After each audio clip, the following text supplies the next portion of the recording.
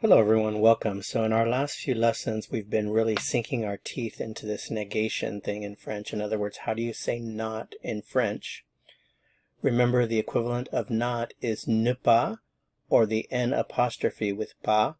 The ellipsis here represents a conjugated verb. So what you have to do is put the ne before the conjugated form of the verb and the pas after.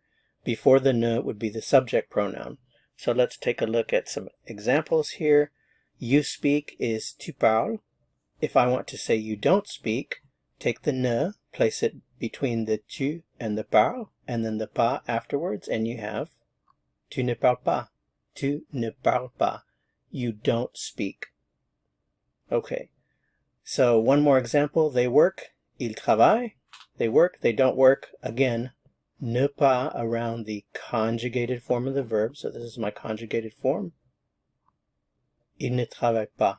They don't work. Ils travaillent. They work. Ils ne travaillent pas. They don't work. So now that you know how to do that, let's go ahead and practice with the subject pronoun on, which translates to English as one. Remember, on is impersonal. We're not referring to any particular person. It's kind of a generalization.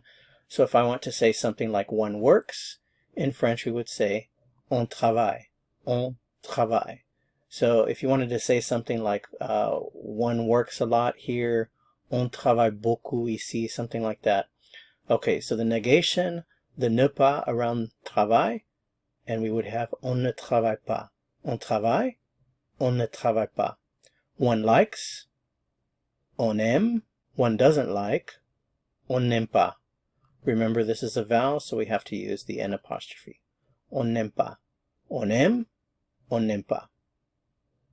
Remember also that on in French can mean one. It can mean you, not you in particular, but you in general, or they, not they in particular, but they in general. So on travaille can mean one works, you work, or they work, but not referring to a specific person.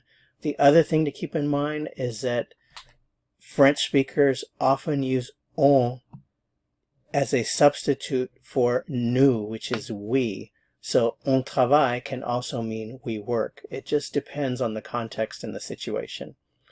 Okay, let's look at a few more examples. One forgets. On oublie.